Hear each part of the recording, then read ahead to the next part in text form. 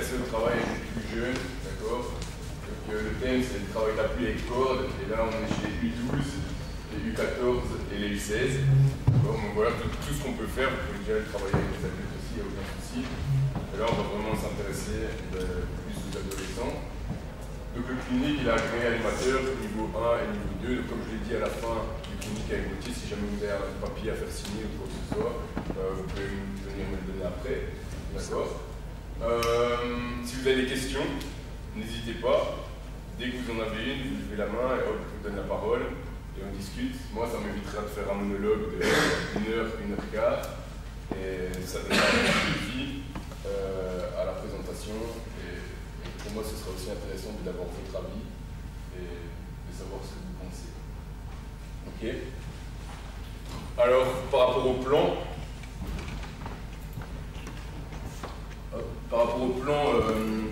de la présentation, d'abord on va s'intéresser un peu au contexte, pourquoi, qui nous sommes et pourquoi nous sommes ici. D'accord. J'ai pensé une clinique en sachant que j'allais m'adresser à des entraîneurs en formation ou alors des personnes qui sont déjà entraîneurs de basket. En tout cas, je n'ai pas pensé cette clinique en sachant que j'allais m'adresser à des préparateurs physiques. Okay. Je sais que ici, je vais m'adresser à soit des entraîneurs ou soit des futurs entraîneurs de basket. Okay. Ensuite, on verra un peu l'intérêt de la préparation physique avec les jeunes. D'accord. On ira après sur l'outil du jour qui est la corde. L'année passée, j'avais fait un autre clinique sur le travail avec l'échelle. Là, on m'a demandé de renouveler l'expérience. Donc, je me suis dit pourquoi pas rester dans le même principe. Et cette fois-ci, prendre un autre outil, qui est la corde. Et, allez, je veux dire, je sais qu'il n'y a pas beaucoup d'argent dans les clubs pour acheter du matériel, mais les cordes, on verra, ça coûte pas cher, c'est facile d'en avoir. D'accord. Après, on ira sur l'intérêt du travail avec corde à sauter. On va voir qu'il y a un intérêt à faire de la corde pour travailler les appuis, la qualité des appuis, mais aussi pour travailler la coordination. D'accord. On entend tout le temps les entraîneurs parler d'appui, de qualité des appuis, mais au fait, c'est quoi les appuis? Okay. C'est quoi la coordination? D'accord. Après, on s'intéressera à la technique correcte pour sauter à la corde. On va voir les évolutions dans le travail en fonction de l'âge. Okay. Et ça, on demandera aux deux joueurs là, de faire les démonstrations. On verra des exemples d'organisation. Voilà comment on peut s'organiser sur un terrain avec 12 ou plus encore 12 joueurs. D'accord. Et enfin, on terminera par voir les contre-indications. Qu'est-ce qu'il y a, quel genre de blessure ne me permet pas de faire de la corde, et enfin on conclura. D'accord. Alors, tout d'abord, on va poser le contexte, qui nous sommes. C'est des entraîneurs, je l'ai dit, ou des futurs entraîneurs de basketball qui suivent des formations AEB ou des personnes extérieures qui portent un intérêt pour la préparation physique des jeunes sportifs. On n'est pas là parce qu'on est préparateur physique, ou peut-être, c'est bien aussi. Alors, pourquoi est-ce que nous sommes ici? Donc, je le dis, pas pour devenir préparateur physique, ici, en venant suivre un clinique, mais pour prendre connaissance. On peut peut-être bouger les joueurs et donner le banc, mettre le banc là. Ah oui, non, c'est bon, Freddy et Théo a amené un banc ici. Ok, donc pourquoi nous sommes ici? Pas pour devenir préparateur physique, mais pour prendre connaissance de certains outils, exercices qui permettent d'améliorer la performance des jeunes et dans certains cas de prévenir au maximum certaines blessures. Donc ça on va le voir. Il y a deux grandes utilités à la préparation physique. C'est améliorer les qualités physiques de base du joueur, la force, la vitesse, l'endurance, la souplesse et la coordination. L'autre très grande utilité, et pour moi c'est la plus importante, c'est prévenir au maximum les blessures. Par exemple ici au centre de formation, il y a 50 jeunes. Ils ont entraînement tous les jours, c'est 2 heures par jour collectif, plus encore des entraînements individuels. Pour moi, s'il n'y a pas la préparation physique à côté, ils ne peuvent pas tenir une saison. C'est trop contraignant physiquement. Et le basket, c'est un sport qui est extrêmement contraignant pour toutes les structures musculo-articulaires. S'il n'y a pas la préparation physique sur le côté pour permettre de résister à tout ça, pour moi, ils ne savent pas tenir sur la longueur. Okay. Donc voilà, la partie d'entraînement a pour objectif de développer les qualités physiques de base et de les transférer dans l'activité pratiquée par le sportif. La préparation physique joue également un rôle important dans la prévention des blessures. Et donc voilà, dans les formations, dans la partie préparation physique, des formations de l'AEB, on a totalement revu la manière de donner cette partie. Avant, il y avait des éléments de salle de muscu, etc. On a tout viré, d'accord? Et on s'est posé la question de savoir, mais pour les entraîneurs en club, qu'est-ce qu'il est essentiel de savoir? Qu'est-ce qu'il est essentiel de connaître pour, d'une part, améliorer la performance, mais pour surtout prévenir au maximum les blessures. Voilà, dans vos clubs, vous n'avez pas tous un super parquet comme il y a ici. Souvent, vous jouez sur des surfaces très dures. C'est encore plus contraignant. Qu'est-ce que je peux faire pour prévenir au maximum les blessures? Alors, on a 6 domaines de travail qu'on fait durant les formations.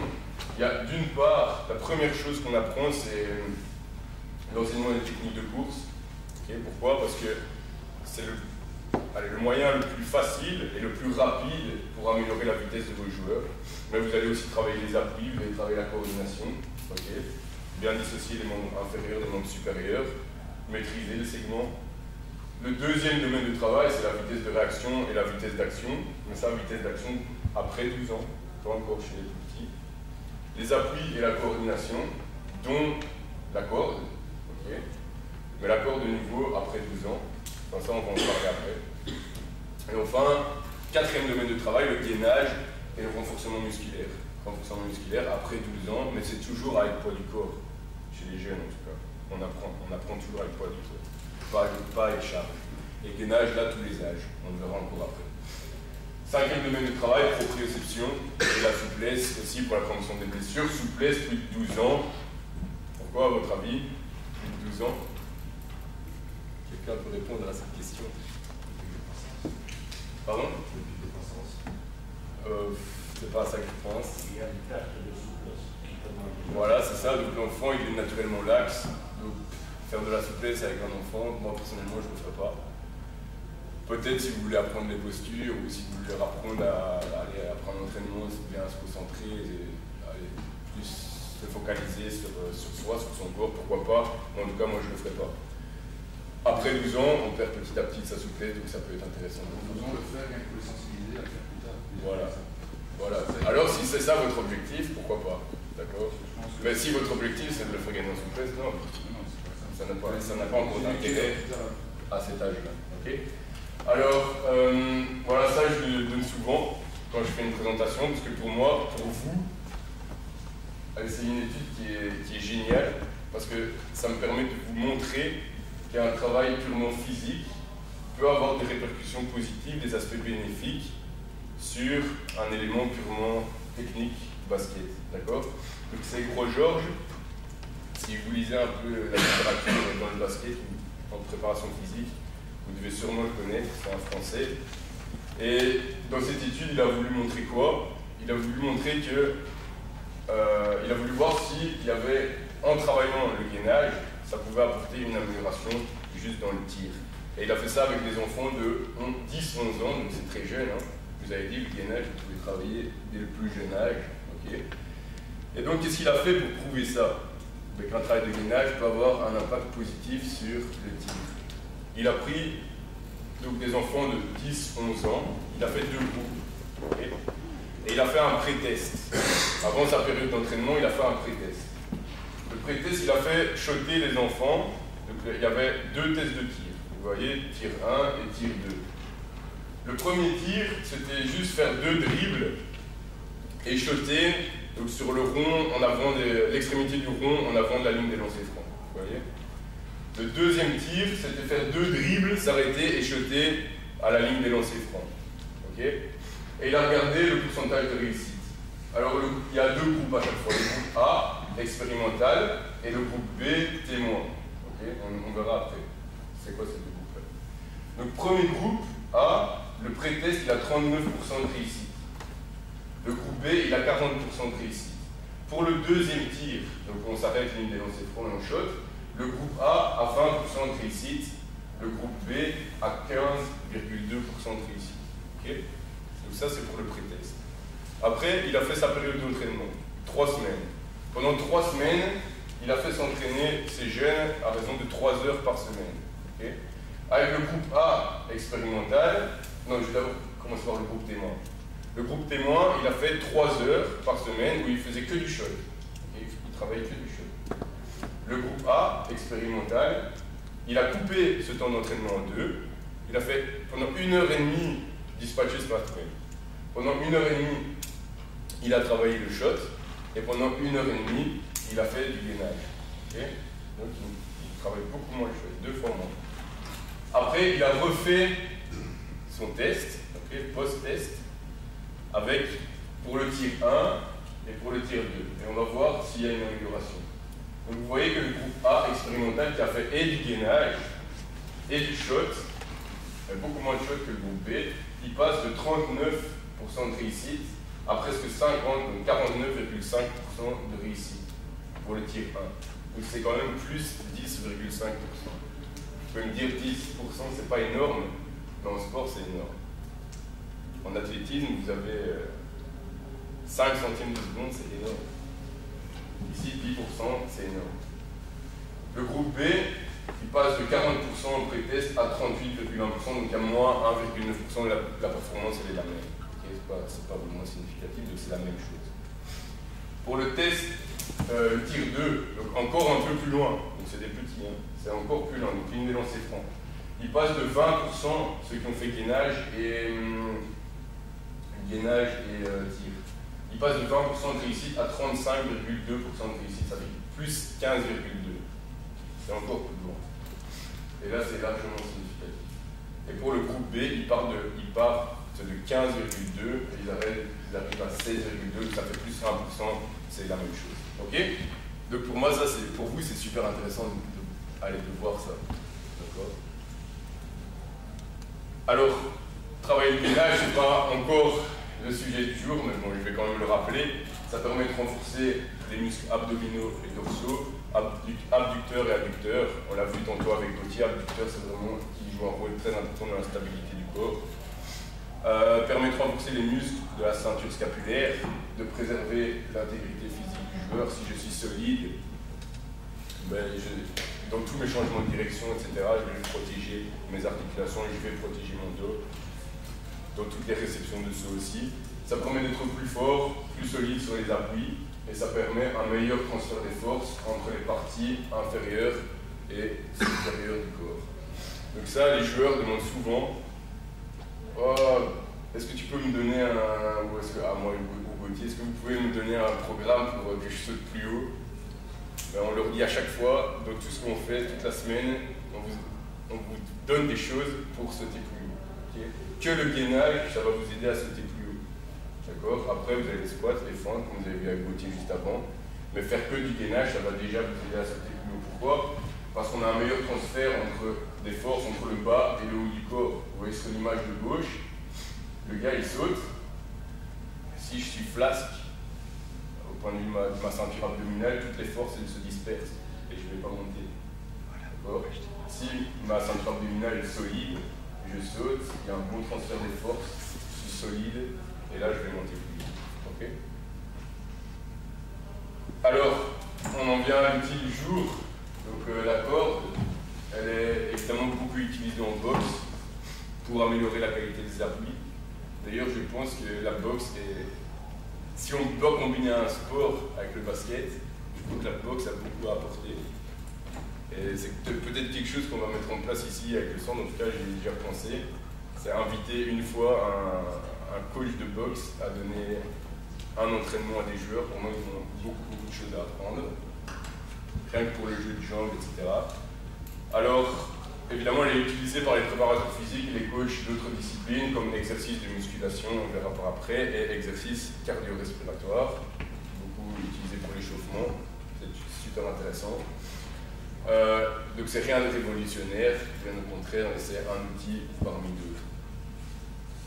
Alors, pour vous qui êtes comme des clubs, comme je disais tantôt, une corde c'est pas cher. Nous, soit si vous êtes bricoleur, vous la fabriquez vous-même, mais encore ça n'est pas utile parce que c'est tellement pas cher que je crois qu'on s'en sort pour nous si on l'achète directement. Là par exemple chez IDEMA, je donnais un exemple d'IDEMA parce qu'on travaille avec eux. D'ailleurs je l'ai vu là-bas, le gars d'IDEMA. Allez, un lot de 6 cordes, c'est 6,50 €, ça fait 1 €, à peu près 1,10 € la corde, c'est quand même pas la même. Alors quel est l'intérêt de travailler avec corde à sauter? Alors on a développé la force du pied. On essaye d'avoir un pied solide qui ne s'écrase pas dans les changements de direction, qui ne s'écrase pas dans les contacts avec le sol, qui ne s'affaisse pas.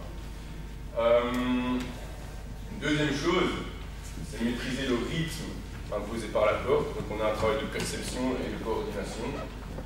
Améliorer la qualité des appuis, donc toujours pour essayer d'avoir des appuis dynamiques et le plus réactifs possible. Alors, ici, là, Cometti, où il est aussi très connu donc, dans la préparation physique, il est aussi beaucoup controversé, on aime ou on n'aime pas. Néanmoins, il a quand même fait des choses pas mal.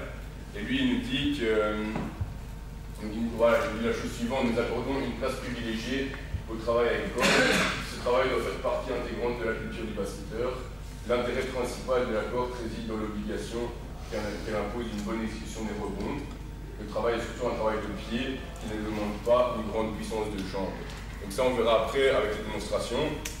Quand on saute, on demande, allez, les genoux doivent pratiquement pas se fléchir. C'est uniquement les mollets, les muscles gastro-péniens et c'est l'air qui travaille.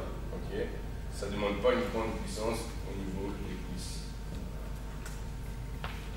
Alors, là, juste pour illustrer, c'est quoi ce que l'on appelle un pied solide, un pied dynamique et réactif? C'est ça. 1, 2, 3, 4. D'accord? Il saute 4 fois d'affilée pour aller rechercher le ballon, mais il ne s'écrase pas. Dès qu'il touche le sol, il repart, il recommence. Ok? C'est ça ce que j'appelle un pied dynamique et réactif.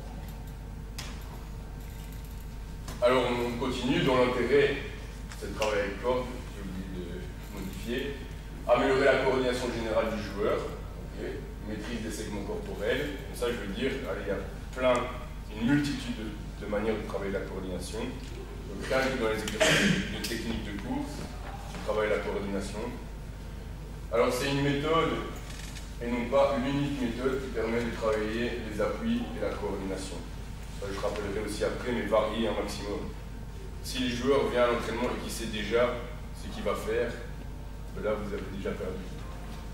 Si vous commencez, vous faites un échauffement. Moi, je me rappelle, quand je jouais, à un moment, j'avais un entraîneur, il faisait tout le temps le même échauffement, avant chaque entraînement. J'arrivais là-bas, je savais déjà ce que j'allais faire. Et ça me faisait chier de le faire. Pas la première fois, ni la deuxième, ni la troisième, mais la quatrième. Donc, essayez de varier un maximum. Et alors, c'est un exercice de gainage spécifique. Quand il saute à la corde, il est vraiment solide, obligé. Sinon, il ne peut pas. Alors, donc il n'y a pas de performance sans gainage spécifique. On va voir aussi après comment on peut travailler le gainage. Alors les appuis c'est quoi? On a vu, donc la corde permet d'améliorer la qualité des appuis. Les appuis, c'est la qualité qui permet aux joueurs d'avoir une bonne efficacité dans les courses, les changements de direction, les arrêts et les impulsions. Donc, tout ce qui constitue la pratique du basket. Donc c'est-à-dire avoir une capacité d'agir et de réagir vite avec un maximum d'économie d'énergie, et ces appuis sont au service de la coordination. Et les appuis, on peut les travailler de plein de manières différentes. Comme je vais encore le montrer, il y a une dia exprès pour ça. On peut le travailler sur ligne, sans aucun matériel. Vous prenez juste les lignes du terrain.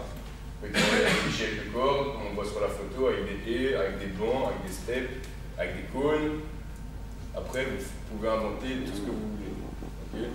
Je dis toujours, si les techniques elles sont correctes, par exemple avec l'outil vous avez vu les squats, les fentes, si quand le joueur fait l'exercice, la technique est correcte, vous pouvez inventer toute l'organisation que vous voulez. Je veux dire, vous imaginez ce que vous avez envie, d'accord? Du moment que les techniques, elles sont correctes.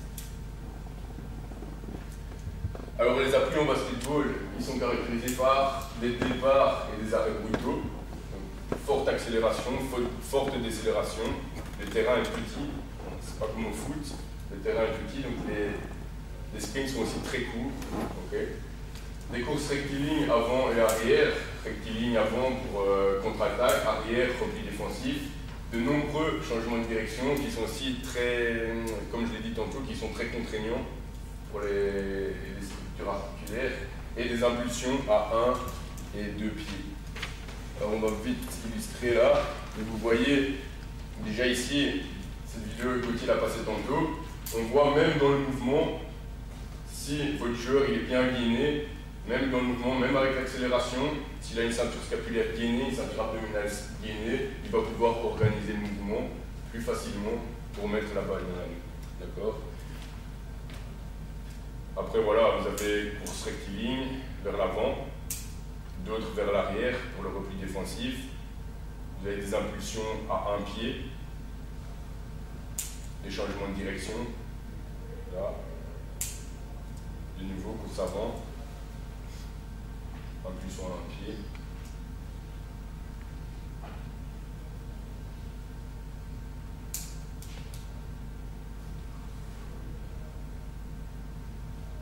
Là, les prises de position. Et là, de nouveau, le même image que tantôt, 4 sauts directement. Voilà, ça, c'est des pieds forts, des pieds solides et réactifs. De nouveau, là, accélération très très rapide et décélération. Et de nouveau, hop, accélération.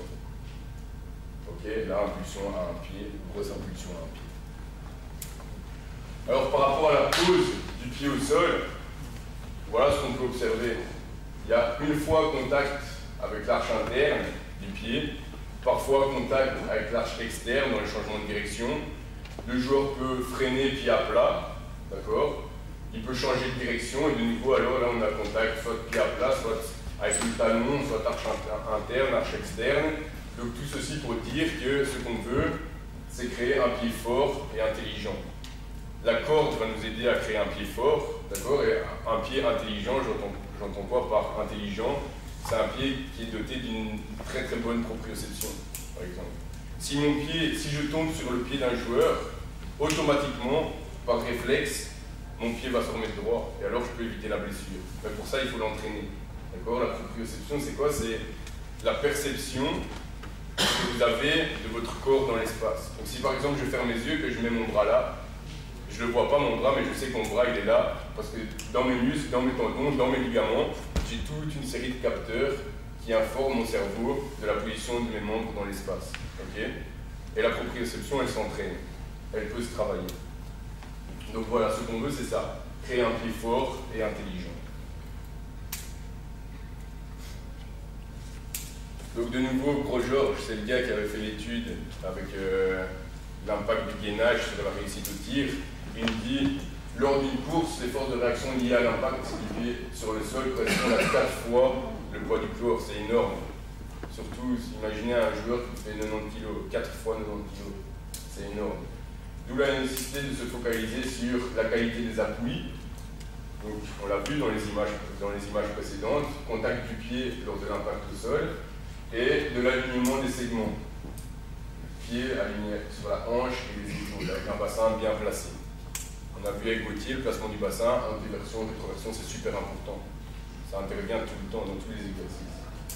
Alors, d'où l'intérêt du saut à la corde pour lisser les appuis et réduire les disbalances. Disbalance, il entend par là les petits déséquilibres musculaires.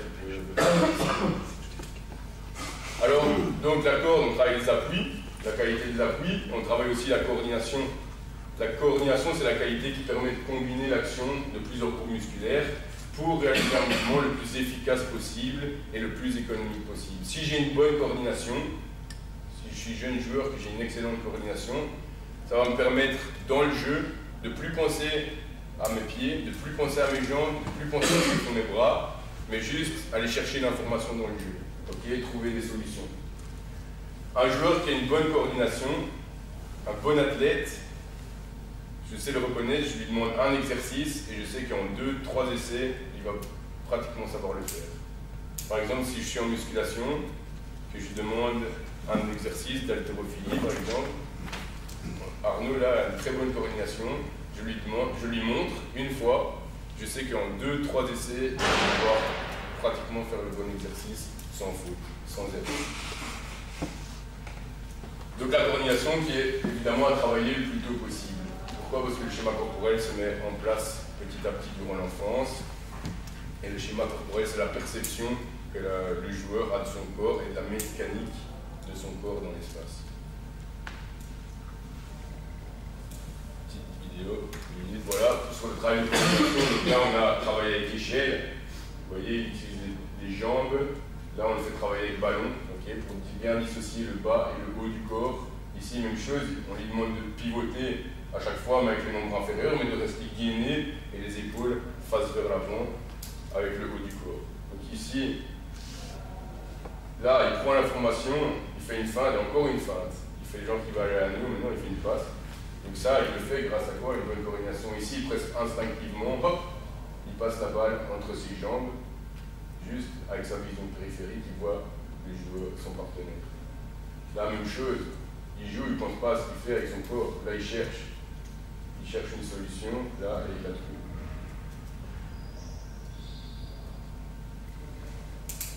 Et donc ça, c'est quand même signe d'une bonne coordination. Donc la technique pour la corde, Arnaud, tu peux prendre une corde et sauter pieds-joints.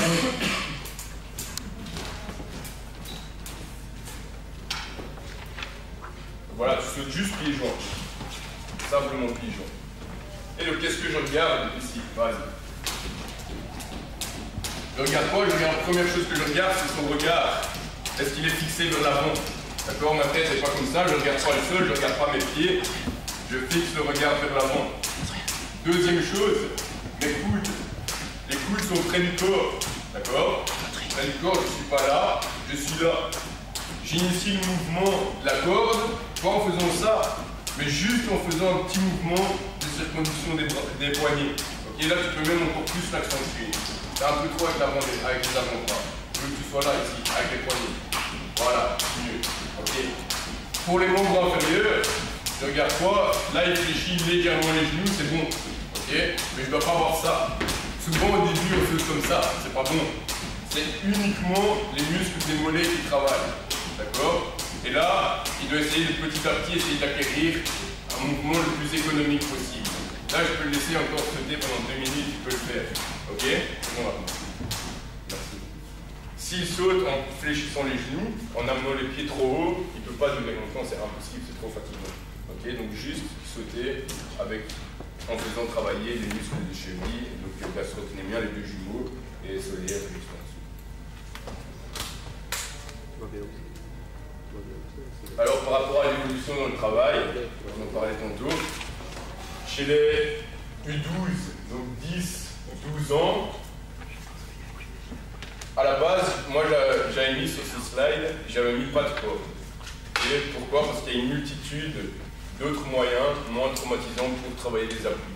Après, en discutant avec mes collègues, ils m'ont dit, mais on peut quand même mettre un peu de corde, pourquoi pas? Mais alors moi je mettrais de la corde uniquement comme jeu, ça va, et juste pour apprendre à voir la corde, à avoir la perception et acquérir le rythme, okay, qui permet de justement faire passer la corde au-dessus de soi, de la faire passer entre les jambes, etc. et d'acquérir petit à petit ce mouvement-là. Mais je veux dire pas de corde dans le sens athlétique du terme, dans le sens je fais de la corde pour m'entraîner. Je fais de la corde ici pour jouer, pour acquérir un mouvement. Pourquoi je dis qu'il y a une multitude de moyens moins traumatisants pour travailler les appuis? Enfin, peut-être qu'on va attendre la dia suivante pour le faire. On va attendre la dia suivante pour en parler. Donc ça c'est pour les U12, juste pour le jeu. Et rien d'autre. Pour les U14, donc 13-14 ans, là on peut commencer à travailler. Et on peut commencer à travailler dans le sens athlétique du terme. Et on verra comment on commence à travailler. D'accord? Mais c'est un travail qui est évolutif, en durée et en complexité. La première fois, on ne vient pas à l'entraînement faire une demi-heure de corde. Ça ne sert à rien. Déjà, ils vont avoir mal. Et en plus, ils vont peut-être risquer des blessures. On va vraiment petit à petit. Et pourquoi? C'est la même chose pour tous les éléments de préparation physique. Pourquoi est-ce qu'on vous enseigne ça? C'est pas pour venir et dire je vais faire, j'ai un entraînement d'1h30, je vais faire 1 heure de corde ou 1 heure de travail physique. Non, c'est pas ça qu'on veut. Nous, ce qu'on vous propose de faire, c'est juste quelques minutes par entraînement, des petites touches par-ci par-là, soit dans l'échauffement, soit en fin de séance, soit pendant la séance, pas trop long, mais de qualité, un travail de qualité. Je pense qu'il y a moyen de percevoir le travail physique plus de manière qualitative que quantitative. Et on a tous fait des entraînements physiques, on arrive à l'entraînement, on fait 1 heure et à la sortie de l'entraînement, on est épuisé. On peut travailler d'une autre manière, vraiment. Donc chez les U14, 13-14 ans, le travail est léger à modéré et toujours évolutif en durée et en complexité. Ensuite, on arrive chez les U16, 15, 16 ans, là on peut y aller. Okay. Donc on part sur la continuité du travail qu'on a fait en U14, intensité forte à modérée. D'accord. Alors, ici vous pouvez voir, donc, vous avez U12, U14, U16, une espèce de ligne du temps. Et pour 4 éléments, on va voir un peu à quelle intensité il faut travailler et qu'est-ce qu'on peut faire. Donc vous avez, la première chose que je mets, c'est la technique de course. Pour moi, chez les U12, de 10 à 12 ans, vous pouvez déjà travailler. Vous pouvez travailler pourquoi? Pour améliorer les appuis, pour améliorer surtout la coordination, bien dissocier les segments. Okay. Donc là, on va bien travailler technique de course. Okay. Et ça peut préparer aussi au travail de corps qui viendra plus tard. Pour déjà aller travailler son pied, travailler le pied, la force du pied. Okay. U14, là on y va à fond. Beaucoup de techniques de course. Après, encore une fois, je dis beaucoup, c'est pas une demi-heure pour entraînement. Si vous faites un entraînement, vous mettez 7-8 minutes de technique de course dedans. D'accord? Donc ça c'est U14, U16, on continue le travail qu'on a fait en U14, peut-être de manière moins intensive, moins importante, mais il est toujours là. D'accord? Il est toujours là. Il est toujours aussi important. Par rapport au travail des appuis et de la coordination, ça c'est la flèche juste en dessous, j'ai mis 3 étoiles partout. Donc on va toujours travailler la même quantité. Le travail est le même, si ce n'est qu'on va évoluer dans ce qu'on utilise comme outil pour travailler les appuis et la coordination. Donc comme je le disais tantôt, on peut commencer par juste travailler sur une ligne. D'accord? Je ne sais pas si vous avez besoin d'exemples. Vous prenez une ligne du terrain, vous imaginez des exercices là pour travailler les appuis juste sur la ligne. Quelqu'un? En croisant les pieds, ouais. Sauter de part et d'autre, voilà, on peut inventer. Latéralement, vous pouvez, encore une fois, je vous dis, vous pouvez, si les techniques sont correctes, vous pouvez inventer toutes les situations possibles et imaginables. Okay. Moi, par exemple, pour faire ce clinique, ou bien même pour faire mes entraînements, je me base sur quoi? Sur ce que j'ai appris précédemment dans mes cours, sur ce que je vois parfois sur Internet et ce qui m'intéresse, sur ce que je vois sur ma jeune expérience, sur ce que je vois faire par mes collègues, par notamment Gauthier, qui est là depuis plus longtemps que moi. Et donc voilà, je vais chercher des trucs par-ci par-là, je prends ce qui ne m'intéresse pas, je le mets de côté, et alors je fais ma propre manière de faire. C'est un peu la démarche que vous devez avoir. Et c'est la démarche que vous avez lorsque vous venez ici. Vous venez voir des choses, ce qui dit ça m'intéresse, ça m'intéresse moins, mais je prends ce qui m'intéresse, et petit à petit je fais ma manière de faire, ma manière d'entraîner. Okay. Donc on a travaillé sur la ligne, après on peut évoluer, on peut travailler avec l'échelle, comme on a vu sur la vidéo, on peut travailler avec des cônes. Après, quand ils sont encore un peu plus grands, on voit 14, 15 ans, on peut travailler avec des haies, avec des bancs. Là il y a plus de choc évidemment, avec des steps. Et puis même on peut tout combiner. Et là on peut inventer toutes les situations qu'on veut, comme on le voit dans cette vidéo. Donc on a travaillé avec des haies, là avec grande vitesse d'action, travailler avec des cônes, directement travailler avec l'échelle. Et puis là, sprint, c'est sous forme de course. Donc vous voyez, vous pouvez mettre en place toutes les situations que vous voulez. Okay.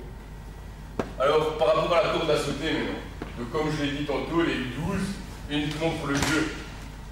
Et pour la perception du mouvement de la corde, apprendre à sauter, mais uniquement de manière jouée, j'ai envie de dire.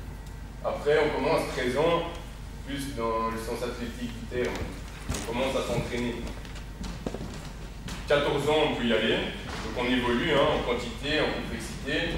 Et puis U16, on peut y aller sans problème. Pour le gainage, donc on l'a vu tantôt avec l'étude de Gros-Georges, lui il faisait avec des 10-11 ans, il n'y a pas de problème. Donc U12, déjà 4 étoiles, vous pouvez y aller. Ok, et ça, c'est la même chose pour tout le monde. U12, U14, U16, on peut bien travailler le gainage, il n'y a que des bénéfices pour moi. Alors par rapport à l'évolution dans le travail, donc on va d'abord travailler sur place, ok, et puis après on travaillera en mouvement. Adrien, Arnaud, vous pouvez prendre une corde, chacun. Donc voilà, sur place, par quoi je vais commencer? Juste par apprendre à sauter sur place et de manière économique. Comme je disais tantôt, si le joueur il commence à sauter, à fléchir les genoux, à monter trop les pieds, pour moi il ne peut pas sauter de manière économique. Il va sauter 20 secondes et puis il sera crevé. Par contre, s'il travaille bien avec les mollets, d'accord, sans élever trop les genoux, là il peut sauter de manière économique et il peut aller de plus en plus longtemps. Et là on va commencer juste 30 secondes, sauter, normalement, pieds joints. Voilà. Donc toujours, faites attention à ce qu'on a dit tantôt. Et les coudes près du corps, le mouvement de la corde, il est initié par les poignets. Et cette production du poignet, là c'est le mollet qui travaille, c'est très bien. D'accord? Et mon regard est fixé vers l'avant. Ok. Stop. Maintenant, je vais vous demander de sauter de nouveau pieds joints, mais à chaque fois, transférer une partie du poids du corps sur un pied et puis sur l'autre, et ça c'est pour moi encore plus économique. Donc juste ça, là, je transfère à chaque fois le poids du corps sur un pied. Essayez. J'ai deux pieds, mais j'ai un peu plus de poids sur un pied et puis sur l'autre, c'est encore moins fatigant. En tout cas, moi je vous le dis comme ça. Voilà, très bien. Ok, parfait. Quand c'est maîtrisé, juste ça, et ça prend déjà du temps. Il va falloir déjà entraîner pour ça. Sauter sur place de manière économique. Quand c'est maîtrisé, alors là on va rajouter un travail de coordination. Donc on a sauté sur un pied et sur deux pieds, et puis alors réaliser des combinaisons. D'accord? Donc là je vais vous demander d'abord sauter 3 fois pied gauche, 3 fois pied droit, et alterner. 3 fois pied gauche, 3 fois pied droit, allez-y. Voilà, 1, 3, 1, 2, 3, 1, 2, 3, toujours. Sans fléchir trop les genoux, d'accord? C'est toujours mes mollets qui travaillent. Ah, très bien. Alors à partir de là, on peut avoir une foule de combinaisons différentes. Tu vas sauter 2 fois sur un pied, 1 fois sur 2 pieds, 2 fois sur un pied. Okay? Donc 2 fois pied gauche, 1 fois 2 pieds, 2 fois pied droit. Très bien. Ok, donc là c'est déjà un travail de coordination. En plus du travail de corde, on a un travail de coordination. Ok, dernière combinaison, je ne sais pas moi, 1 fois pied gauche, 3 fois 2 pieds, 1 fois pied droit, je pars pied gauche. 1 fois 2, 3 fois 2 pieds. Donc c'est 1 fois pied gauche, 3 fois 2 pieds, 1 fois pied droit. Bien.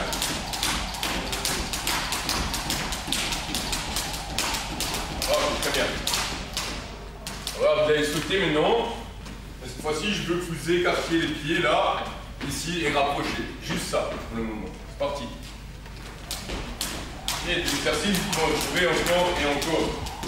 Sans rater. On essaye 30 secondes sans rater.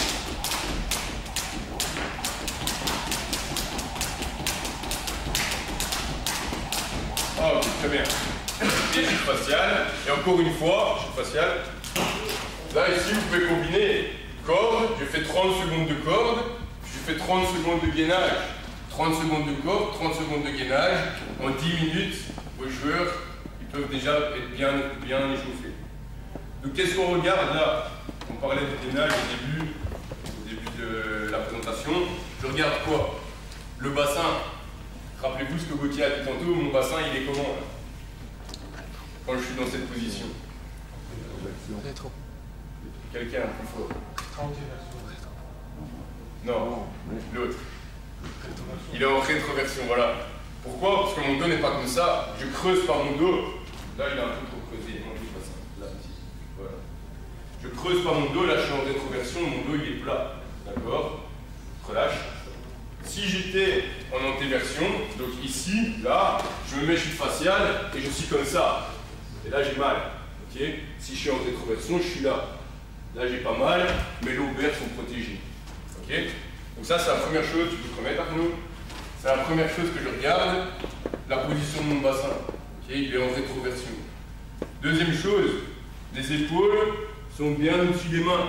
Ok? Pas en avant, pas en arrière, elles sont au-dessus de mes mains. Ok? Alors les pieds sont joints, on peut écarter, tu peux les joindre, pieds joints, voilà, c'est parfait. Ok? Donc bien regarder la position du bassin. Vous prenez la corde, on change d'exercice de nouveau.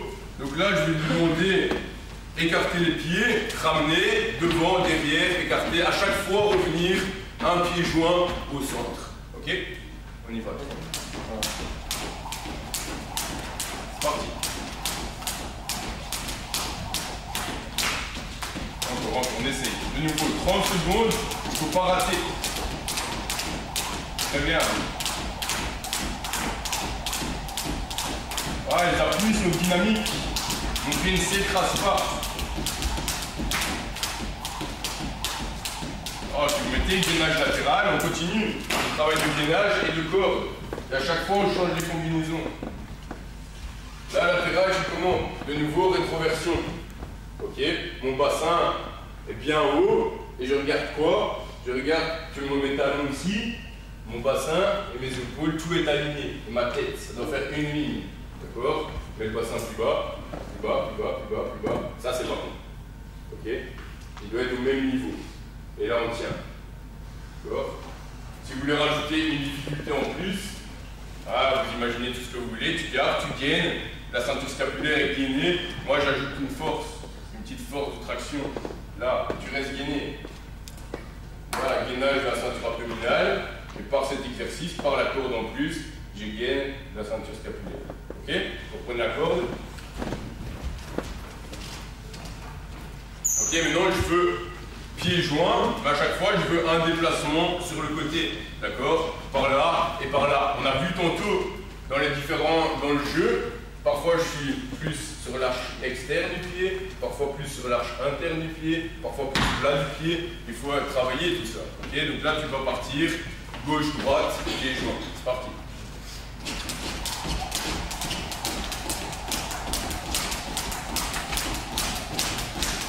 Oh, c'est devant, derrière.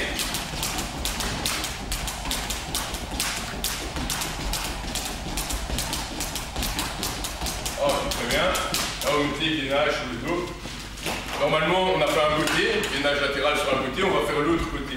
Et ici, on ne va pas le faire, mais en théorie, si vous travaillez un côté, d'office, vous travaillez l'autre côté. Je regarde quoi dans cette position? De nouveau, que mes talons, que mes genoux, que ma hanche et que mes épaules forment une ligne. Pas plus bas, plus bas, plus bas, c'est pas bon. Ok? Tout est aligné. D'accord? Et là, de nouveau, vous tenez, il faut tenir 30 secondes. Il faut toujours aller en évoluant. Ok? Si au début j'ai difficile avec 15 secondes, mais je fais 15 secondes, en une semaine, vous allez voir qu'ils auront facile après. Ils pourront tenir 30 secondes. Ok? Et relâchez, prenez la corde, dernière fois. Même chose que tantôt, on va sur un côté et puis l'autre, devant et derrière, mais cette fois-ci, on travaille avec le pied, on peut travailler à un pied. C'est parti, un pied, pied droit. Voilà, gauche, droite, devant, derrière.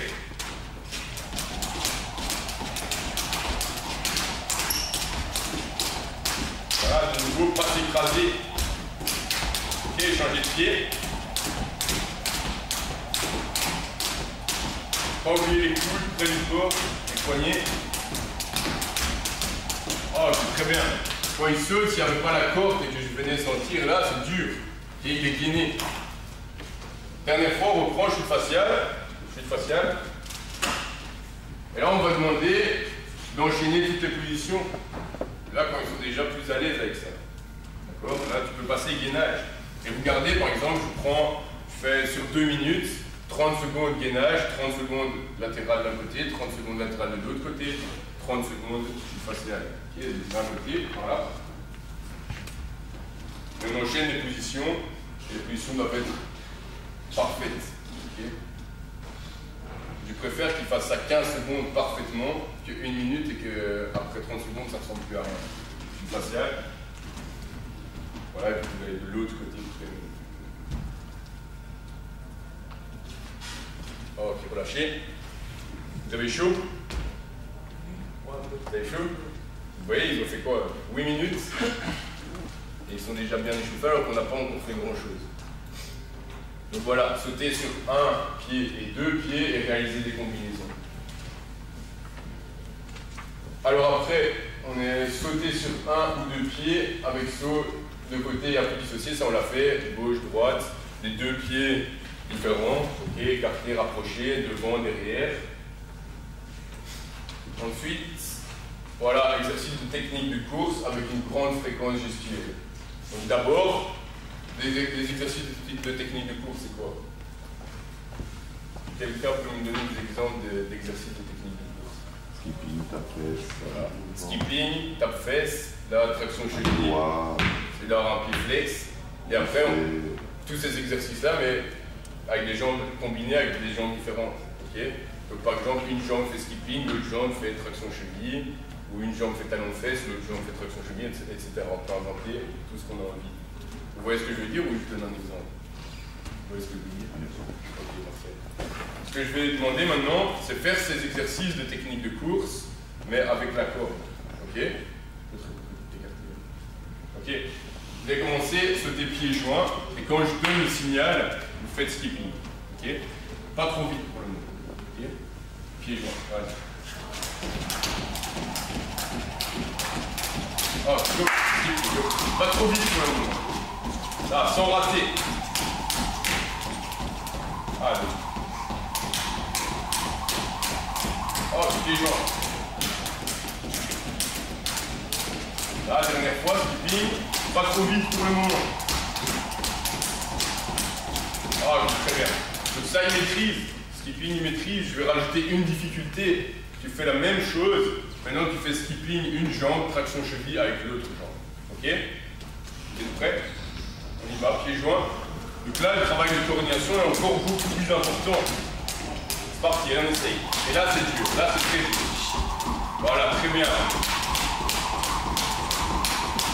Très bien. Oh, ok, relâchez. Mais il a le doigt cassé. C'est pour ça qu'il rate. Okay, c'est vraiment pas mal, très bien. Et ça, c'est vraiment compliqué. Déjà, le faire sans corde, en avançant, en skipping une jambe, traction cheville l'autre jambe, avec le bon mouvement, un mouvement beau à voir, je défie n'importe qui ici de le faire, sans corde. C'est déjà très compliqué. Okay? Je viens de dissocier les deux jambes. Après, avec la corde, ça rajoute encore une difficulté en plus. Okay, même chose, vous faites talon-fesse, deux jambes. De nouveau, avec la corde. C'est parti. Pas trop vite, voilà, comme ça. Très bien. Pas trop vite. Ok, pieds joints. Et de nouveau, une jambe talon-fesse, une jambe traction cheville. Voilà, voilà, la jambe est tendue, la pointe vient vers nous. Pointez très bien, voilà. Ça, ok, là c'est vraiment compliqué. Ok, relâchez. Parfait. Donc voilà, on a exercice de technique de course avec grande fréquence gestuelle. Je vais leur redemander de refaire l'exercice, donc sauter deux pieds et puis faire skipping pendant 5 secondes. Mais là, je veux que le skipping soit avec une très grande fréquence gestuelle. Okay? Très rapide. Je dois entendre la courbe. Très fort. C'est parti, sauter pieds joints. Ok. C'est parti, 5 secondes après 5, 4, 3, 2, 1. Oh, c'est parfait. Ça, c'est super. Très bien. Et puis après, quand on a fini, on combine tous les exercices. Ok? Un exemple. Voilà. Ok, on saute pieds joints. On essaye, on se concentre, je ne veux pas de rater. Ok, 2 fois pied gauche, 2 fois pied droit. Ok, skipping. Une fois pied gauche, une fois 1, 2 pieds, une fois pied droit.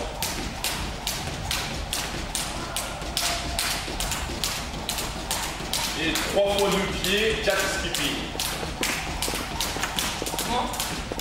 3 fois 2 pieds, 4 skipping.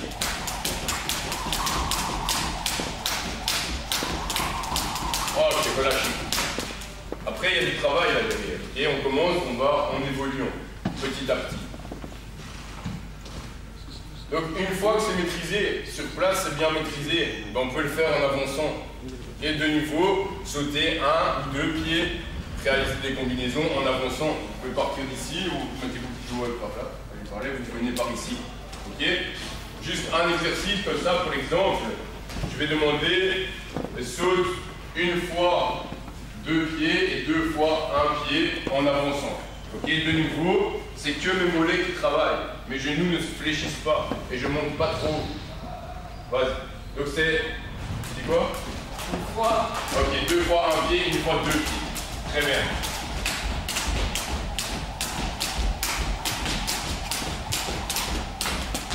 Ok, vous allez vous placer. Parfait, je donne des combinaisons. Je peux mettre un challenge. Celui qui rate le plus fait 3 pompages. Si vous réussissez tous les deux, je fais 3 pompages. Ok? Vous êtes prêts? On va faire deux fois un pied, 3 fois deux pieds, 2 fois un pied. Ok, donc 2 fois un pied, 3 fois 2 pieds. C'est parti, sans rater.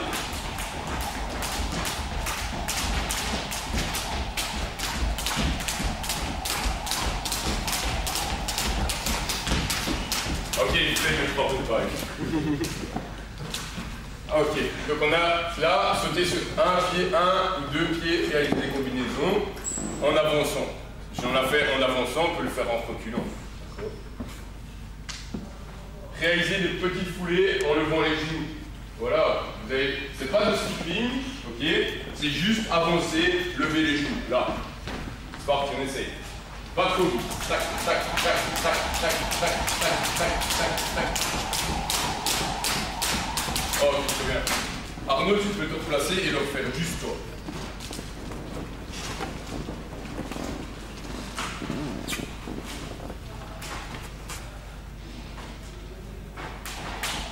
Regardez bien et vous me dites si vous voyez quelque chose qui vous semble bizarre. En tout cas, moi, je vois quelque chose qui me semble bizarre. Ça commence.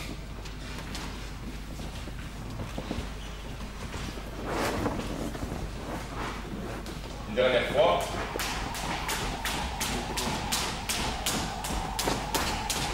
Vous voyez quelque chose? Pardon?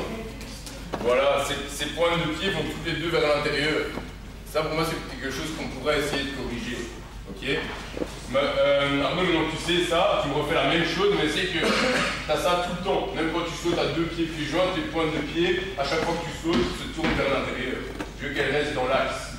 Ok? Tes pointes de pied doivent être dans l'axe. Ah, fais un effort là-dessus pour essayer de garder tes pointes de pied dans l'axe. Ok, c'est toujours un peu tourné vers l'intérieur. Donc là, il y a peut-être un petit déséquilibre musculaire quelque part à voir, mais il faut corriger ça. Ok? Ok, donc ça c'est maîtrisé. Donc on passe maintenant aux exercices de technique de course. Donc là c'est en mouvement, toujours avec la corde. Pour le moment juste traction cheville en avançant. Je veux voir ça, que mes jambes sont presque tendues et que mon pied flexe. Là mes points de pied viennent vers le haut et j'attaque le sol à chaque fois.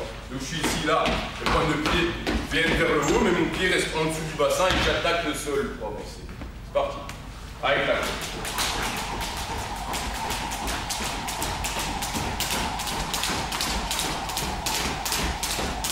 Ah, très bien.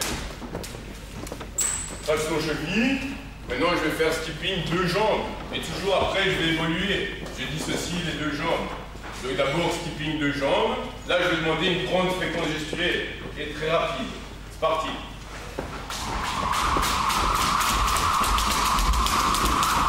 Ah, très bien. On voit les deux, hein. On a un peu les pointes de pied qui partent de l'intérieur. Ok, traction cheville, une jambe, skipping, l'autre jambe.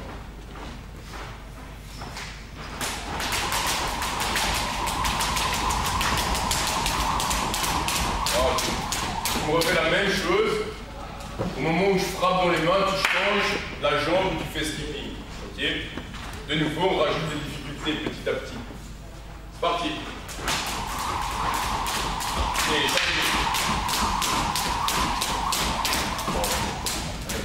après, on peut y aller talon-fesse, talon-fesse.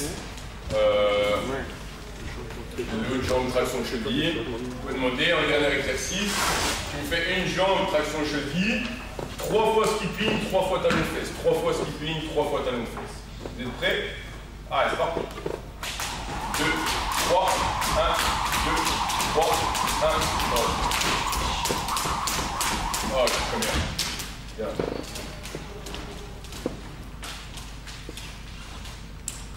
Et de nouveau, j'insiste, il y a des moments où on demande une grande fréquence gestuelle. Donc, varier les fréquences, le travail sur place ou en déplacement, inclure des rotations. Donc là, par exemple, je vais demander, tu vas sauter, pieds joints, ok, jusqu'ici, à peu près à hauteur du cul, là. Quand tu es ici, faites-le peut-être juste un seul, parce que vous n'allez pas avoir assez de place. Je veux une rotation, tu tournes sur place sans rater. Ok, tu retournes sur place et tu repars dans le sens où tu es venu. Ok, dans la direction où tu es venu. Tu es prêt à faire? Et je fais quoi comme geste? Juste sauter pieds joints. Donc sauter pieds joints en avançant. Quand tu arrives là, une rotation, tout doucement, tout doucement, tout doucement. Et puis tu repars dans la direction de la culture. Ok, ça c'est très dur. Avec l'inertie, la corde elle va mal se placer. Là, il peut un peu écarter les coudes. Et alors être plus rapide. Recommencer dans le doigt. Plus il va être rapide, moins la corde, je veux dire, elle va prendre le vent, si je peux dire ça, et elle va suivre le mouvement qui est fait par le joueur. Et voilà, là, très rapide, tu fais la rotation. Très bien. Voilà, et là, il décolle un peu les coudes pour que ce soit possible. Ok, tu repars. Ok, parfait, très bien.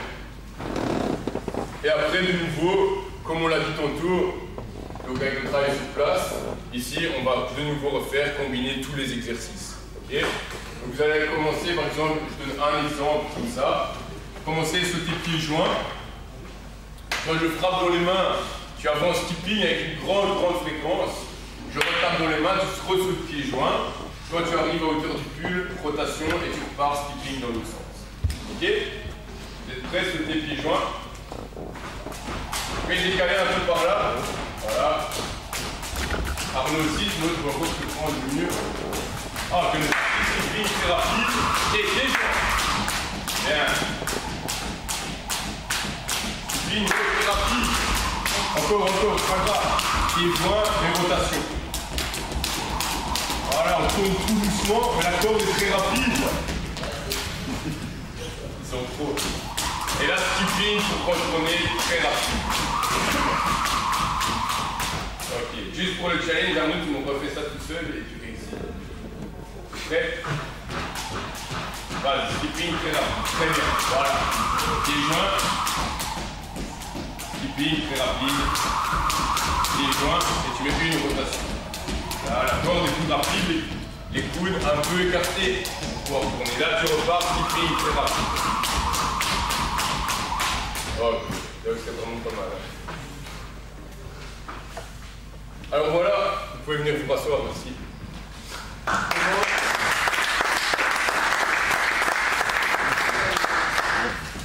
Comment on peut organiser ce travail avec 12 joueurs? En soi, c'est pas bien compliqué. Donc là, je vais donner peut-être 3 façons de faire, mais il y en a une multitude, ça c'est à vous d'inventer. Ça peut être tout le monde travaille en même temps, ok, et sur place. Donc là, vous voyez, les triangles rouges, c'est les joueurs, le bleu, c'est moi ou c'est vous. Vous baladez, vous corrigez, ok, vous donnez ce qu'il faut faire, les combinaisons, les exercices. Et donc à chaque fois, moi, parce qu'on a des tapis ici, on a des cordes, j'installe, tout est prêt, ils arrivent, tout est déjà prêt, il n'y a plus qu'à travailler. Okay. Ils se mettent en place, on peut fonctionner de la manière suivante, 30 secondes de corde, comme on a vu. Après, ils passent sur les tapis directement, 30 secondes de gainage, 30 secondes de corde, 30 secondes de gainage, 30 secondes de corde, et ainsi de suite. Et là, on peut construire un échauffement, on fait par exemple 2 blocs de 5 minutes. Okay. Si j'ai, avec les 4 positions de gainage, 4 fois 30 secondes de corde, je suis déjà à 4 minutes, et on me dit je mets 2 blocs de 4 minutes avec 2 minutes de repos entre les deux, et on a 10 minutes d'échauffement. Et on a travaillé la corde, la force du pied, les appuis, on a travaillé le gainage, et ça nous a pris que 10 minutes sur notre entraînement. Après, il nous reste, on a 1h30, il nous reste 1h20 de basket.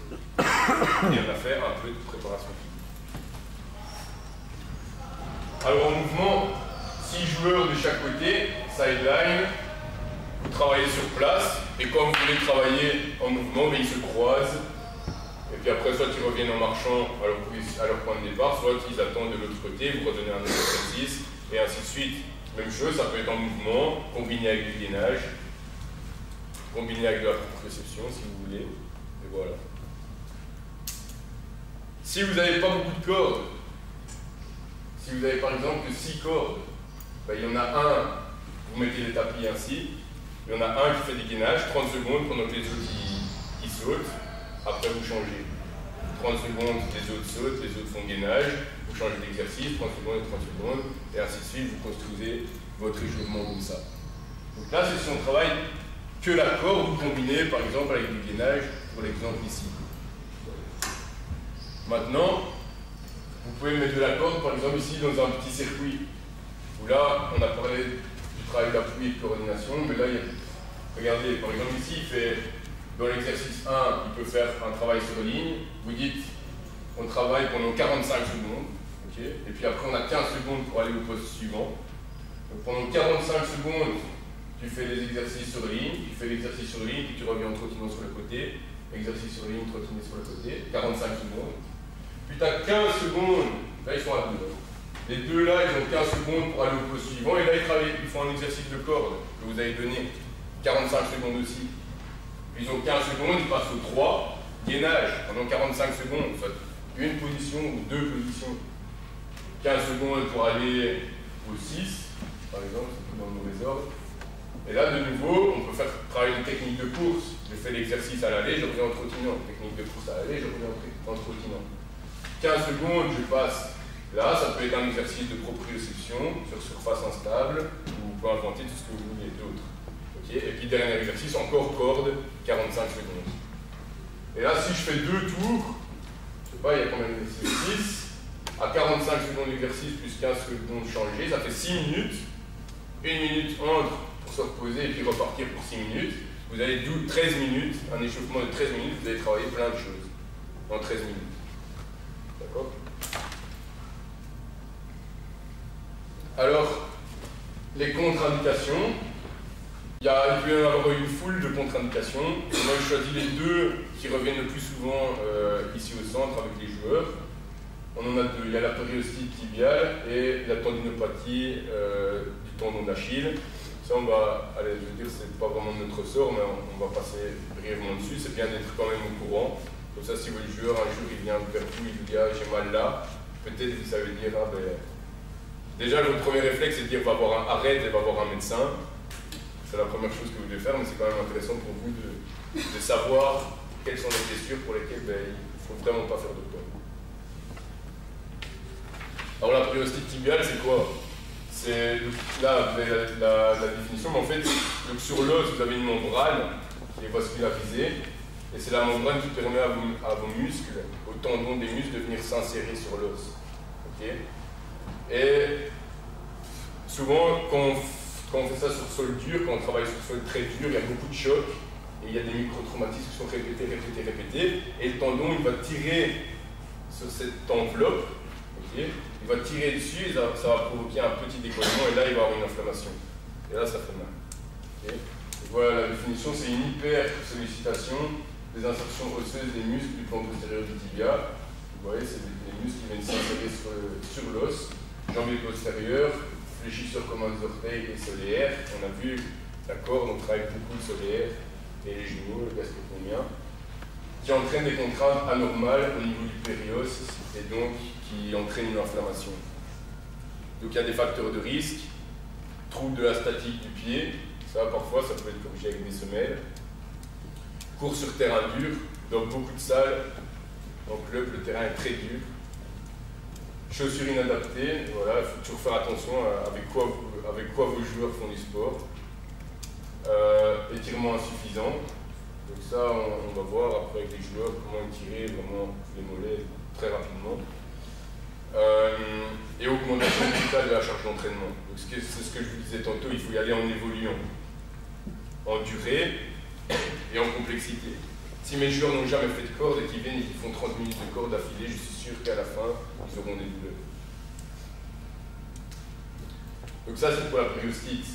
La deuxième contre-indication qui revient, enfin la blessure qui revient le plus souvent ici, et qui est en contre-indication avec le travail du corps, c'est la tendinite du tendon d'Achille. Donc ça c'est de nouveau une inflammation au niveau du tendon. Ici vous avez la définition, les tendinopathies sont des atteintes tendineuses aiguës ou chroniques. Ces blessures s'étalent de la rupture du tendon rotulien à la fameuse tendinite définie comme étant une inflammation de celui-ci. Vous allez voir qu'il y a 3 stades. Mieux vaut la prendre au stade 1 avant qu'elle devienne chronique. Parce qu'une fois qu'une tendinite devient chronique, c'est vraiment la merde pour la faire partir. Désolé. Donc vous avez le stade 1, donc là c'est juste douleur qui survient après l'exercice et qui cesse au repos. Stade 1, donc déjà s'il y a douleur là, il faut avoir le réflexe de dire déjà de stopper, de bien glacer et puis d'aller voir son médecin. Le stade 2, c'est douleur qui apparaît au début de l'exercice et qui réapparaît avec la fatigue. Alors quand on est dans le stade 3, là c'est une douleur chronique, c'est très, très gênant. Douleur permanente à l'effort et qui peut devenir chronique dans la vie quotidienne. Si vous la sentez dans la vie quotidienne, c'est mauvais signe. Les facteurs de risque, vous allez voir, il y en a qui sont les mêmes que pour la périostite. Vous avez des microtraumatismes répétés. Ça peut être une course sur terrain dur qui revient plusieurs fois par semaine. Ça peut être un travail de corde aussi sur terrain dur qui revient trop souvent, peut-être. Un mauvais échauffement, une surcharge de travail, trop d'entraînement, une augmentation trop brusque de la quantité d'entraînement, un trouble de la statique du pied, de nouveau, comme pour la périostite, ça peut-être qu'il faut des semelles ou quelque chose comme ça, voire un peu de love en tout cas. Un déficit de force. Et alors, pour la tendinite, évidemment, une mauvaise alimentation ou une mauvaise hydratation. Donc, veillez bien à ce que le joueur boive bien pendant l'entraînement, avant, pendant, après l'effort. Et l'alimentation, mais ça, c'est leur affaire. Donc, en conclusion, selon moi, le travail avec corde à sauter, il est surtout très très bénéfique pour le travail de pied, pour essayer de faire acquérir aux joueurs un pied fort et dynamique, réactif, qui ne s'écrase pas, qui ne s'affaisse pas. C'est un bon travail de fréquence gestuelle et de capacité à réitérer des gestes précis. Et ça permet un meilleur contrôle des membres inférieurs, bien dissocier les segments. Okay. Et il est évidemment très intéressant, on l'a vu, pour travailler la coordination du jeune joueur et même du joueur en général. Cependant, je pense que le travail de corde, il doit être amené petit à petit, ça je le répète encore, vraiment de manière progressive, de manière très évolutive, car il faut être prêt physiquement. Et il faut être solide déjà.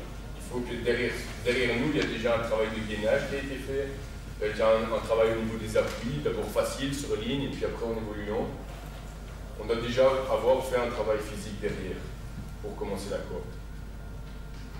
Et puis finalement, le travail de corde, ce n'est pas le seul moyen d'acquérir un pied fort et dynamique. Step, échelle, vent, il y a une multitude de moyens d'acquérir ce pied fort et dynamique. Le principal, c'est de varier les outils, de surprendre le joueur et de le pousser à s'adapter. C'est la base de l'entraînement. C'est mettre de nouvelles situations pour que le joueur soit obligé de s'adapter et puisse évoluer. S'il connaît, qu'il sait faire les choses, qu'il doit plus s'adapter, il n'évolue plus. Okay. Donc voilà, je vais terminer juste en vous montrant une vidéo. Okay, c'est les vidéos comme les podcasts que Gauthier a montré tantôt pour la formation des entraîneurs. Et là, ça reprend, ça c'est disponible sur MyOlivier, pour ceux qui ont fait les formations. C'est avec Arnaud qui a été filmé. Et là, ça reprend un peu tout ce que je viens de dire, en beaucoup plus condensé par rapport au travail de corps.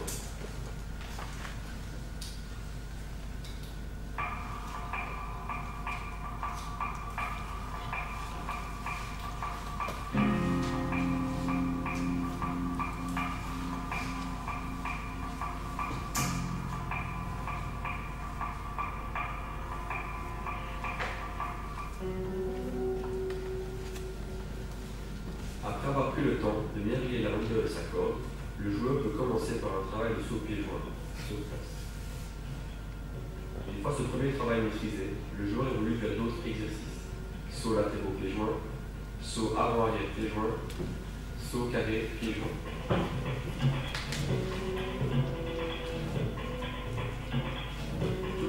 positions peuvent être exécutées sur un pied.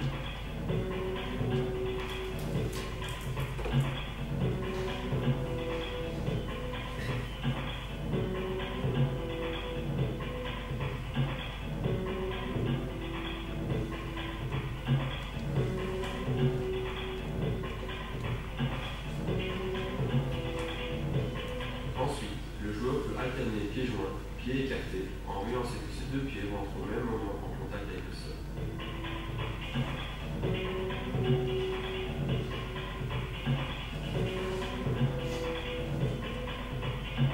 Le même exercice peut être effectué avec des appuis avant-arrière.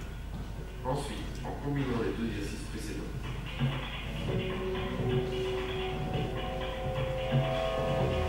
Les éducatifs de course peuvent être coproduits avec la corde afin d'accentuer le travail de fréquence.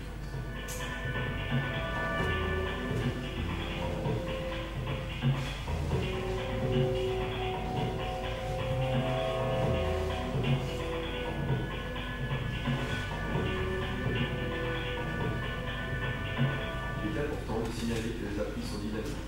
Ce sont les muscles des chevilles qui travaillent et non ses épaules. Le joueur est bien gainé. Ses coudes sont collés au corps. Le regard est fixé vers l'avant. Le mouvement de la corde est initié par le mouvement circulaire.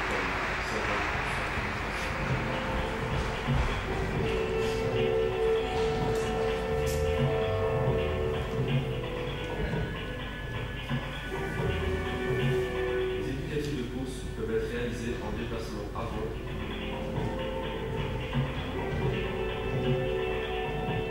ou arrière.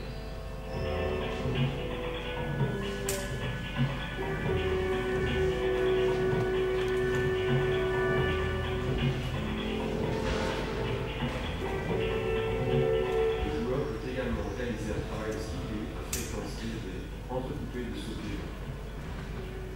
Cela permet de proposer aux joueurs un changement de rythme dans le même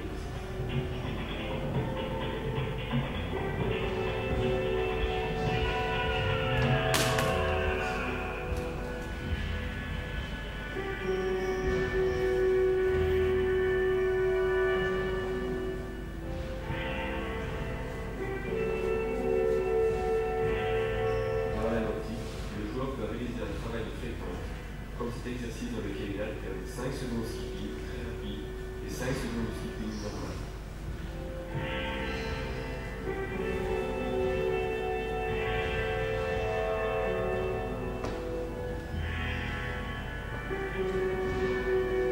Voici un autre exemple d'une évolution possible. Le joueur alterne skipping, traction cheville, un demi-tour, pied joint.